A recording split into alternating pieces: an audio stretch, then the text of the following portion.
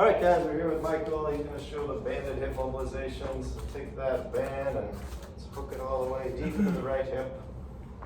Even from a chiropractic standpoint, the goal here is sometimes I just can't adjust people's low back because their hips are so restricted. So whether they're in the old man posture or they're in like this cheerleader hyperextended posture, the hip is restricted in both those positions.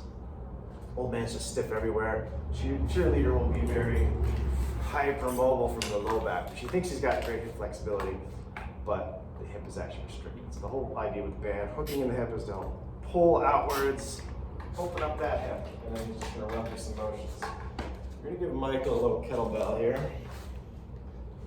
It's an AC pull handle. So I want his hand on that.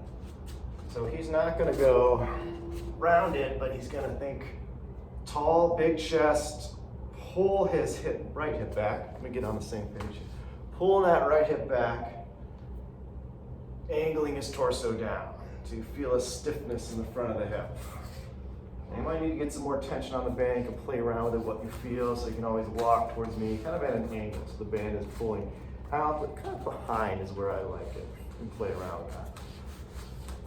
So you have a little bit more angle, hinge that hip back, you're folding over top, and you're keeping your spine stiff. There's no bend happening in the spine. It's all what that hip is providing. So if I'm upright, I'm hinging, my spine is just following the hip. You notice the knee too. I'm pulling that knee back by hinging the hip back, and then the shin becomes vertical. It's almost this 90-degree angle going on. And you'll feel it. You feel it in the front of the hip. You feel it? Absolutely.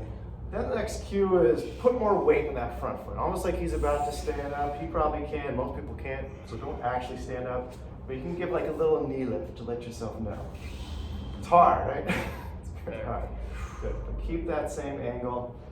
With more weight in that front foot, he can now open and close the hip. So he's squeezing the glute. He's still kind of keeping that pressure where he's almost about to stand, because then the foot isn't going to roll as much. It's okay if it moves a little, but you'll feel maybe just 10% in that back knee, 90% in that front leg. He's squeezing the glute. Then he's using the adductors to roll the hip in, or hip flexor on the right. And you can help with the hand. A lot of people, they got a lot of tension on the band, so they need a little support. Most people are really good at rolling out. They struggle internally rotating, so they can push a little bit with that hand. So do about 5, 10 of these, however you're feeling. On that last one, really pushing the ground hard, rotate the hip in. Good. And check in with your foot. I'd say with Michael here, I even have him turn in a little bit more, just to help facilitate that internal rotation even more. And then we'll bring the kettlebell here. And what I like to do, and some people fall over, is I'll just reach out with the right hand just to counterbalance, make a fist, and see if you can just pick that knee up. Just 1 to 2 inches. Kettlebell's coming up with it. You'll notice the kettlebell, knee kind of tap at the same time. And that's crazy burn, right? It's a lot harder than it looks. Most people can't do this, so it's just something you're building up to, just thinking about putting more weight into that front leg. He's making it look too easy. Most people are like, you want me to do what? And then they're trying, but that's good. You'll notice the more you try, that knee starts to become more weightless. But most people, when they get down here, they're collapsing. All the weight's on the knee. Just, they'll roll and the foot's just not even there. 100% of your weight's in the front leg. Feel good? It's a good one. Let's hit the other side. Let's bring this over. And usually if you get up, walk around, you'll notice it feels different. Absolutely. And there might be just one hip that's more restricted. And you'll figure that out as you go. So another cue here is in the low back. Keep this really stable. We don't want the pelvis tucking. We don't want the spine flattening. It's all about the hip here. That's why I like the kettlebell. With his hand on it, he's not pushing his weight into that kettlebell. It does 2 things. If he's got a lot of tension on the band, he's not going to go flying into the rack.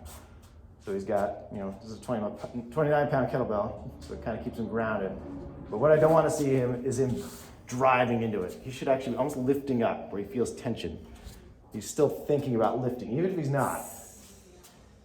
And that forces his whole spine to decompress, lengthen. And then he can focus on isolating the motion of that hip. He's hinging the hip back. I'd say he could even probably take a little bend out of that knee, get a little more 99. There it is. And you'll feel it.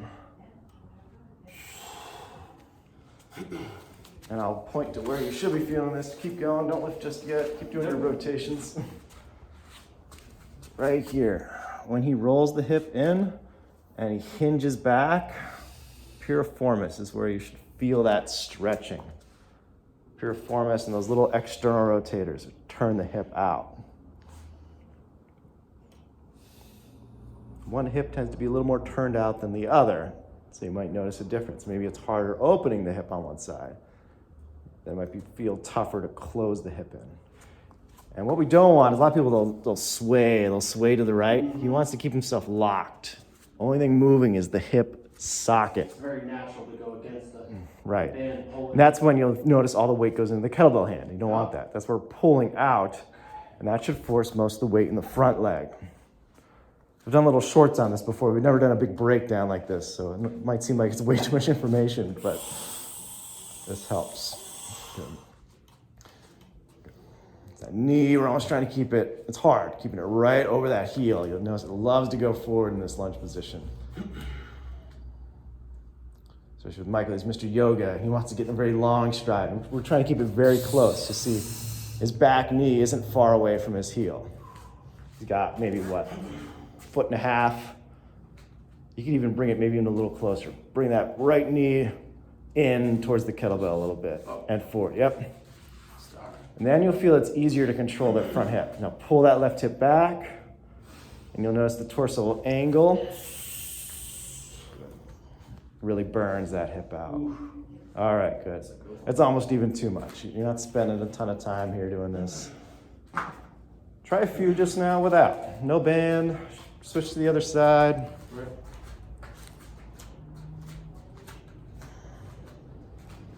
Just do some lunges with the kettlebell. Watch that knee. Yep, see? Knee went forward. Just bringing it back in. Bring that kettlebell more in line with your heel. Yep, about right there. What I love about this reverse lunge style is the kettlebell and the knee will lift at the same time, and they'll come back to the ground at the same time, and that kind of lets you know you're in the right spot. See how the knee kind of led a little bit? On the way down, boom, perfect. Watch that knee though on the right, don't let it go forward. Sometimes it helps reach that right hand up, out in front of you. Let's go out in front. There you go. And then you can pull your hip away from that hand. Harder, right? I'm trying to get that combined motion. We're not rowing that kettlebell, we're not lifting with the shoulder, it's keeping that shoulder packed down. It's part of your body now, the kettlebell and you are one.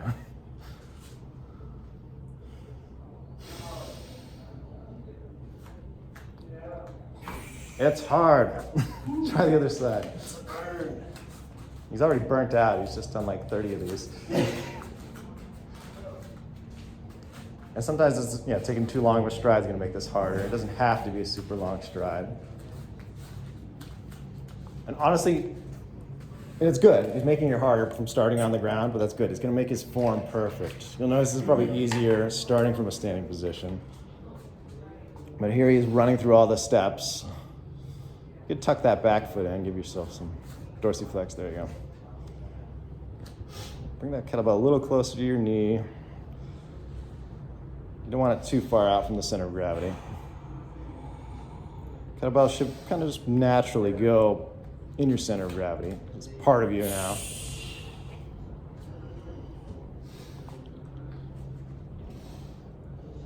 You'll probably notice it's a lot easier on one side than the other. Is this the good side? Oh, yeah.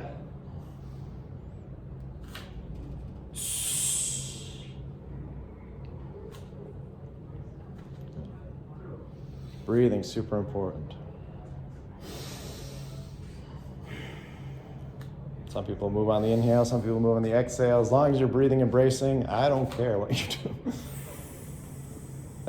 The breath should stabilize the spine. Same idea, we're trying to lock down the pelvis, the SI joints, the lumbar spine, force the hip to do everything. Good work. Feels great. Any thoughts on that one? We're gonna go try to adjust Michael now, see if his hips move, because they're troublesome sometimes. Enjoy, everybody.